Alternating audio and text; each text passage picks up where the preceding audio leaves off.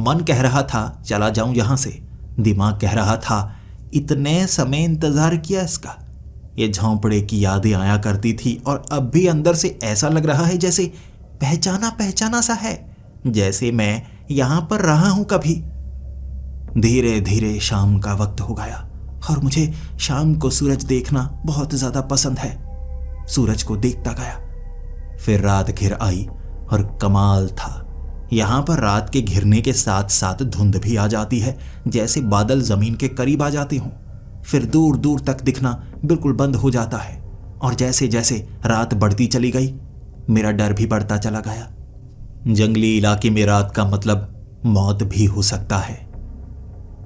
रात के वक्त फिर से खुरचने की आवाज आई, लेकिन बस कुछ बार ही। फिर मैंने नीचे देखा तो वो भालू नजर नहीं आ रहा था। वो भालू जहां पर मैंने लकड़ियां लगाई थी ना, उसके बिल्कुल आगे था। धुंध के कारण बिल्कुल साफ मैं देख नहीं पा रहा क्योंकि अब वो थोड़ा दूर था, लेकिन वहां से खुरचने की आवाज आई है। ठीक है, वहां जो करना चाहे वो कर सकता है, लेकिन वो जिस तरह से वहां पर खड़ा था ना, बस मेरी तरफ एक टक लगाए देखे जा रहा था और मैं भी उसे ताके जा रहा था। ऐसे ही 10 मिनट निकल गए। मैं इस झोंपड़े के अंदर था, सुरक्षित था, उसे डराना चाहता था। वो बाहर था, खुले में था, ये उसका इलाका था, वो मुझे डराना चाहता था।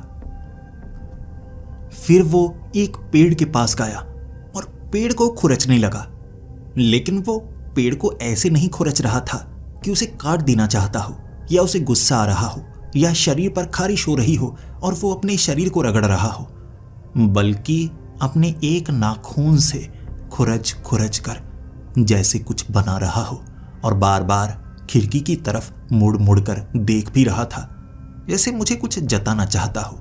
ऐसा करने के बाद वो धुंध में गायब हो गया और मैं उस रात सो पाया, क्योंकि पिछली रात मैं सोया नहीं था। भले ही मैं डरा हुआ था, लेकिन नींद मुझ पर हावी हो गई और सुबह उठते ही मैं देखना चाहता था कि वो कर क्या रहा था, क्या चीज करना चाहता था, वो कहां खुरच रहा था।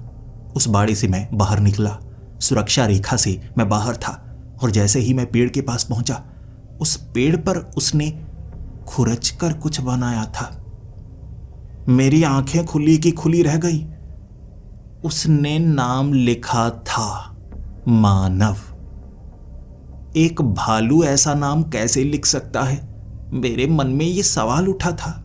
मैं दोबारा उस बाड़े के अंदर आ गया, आंखें खुली की खुली रह गई और बार बार अपने चेहरे पर पानी मारकर अपने चेहरे को ठंडा करना चाहता था, क्योंकि मेरा चेहरा सबसे ज्यादा गर्म हो रहा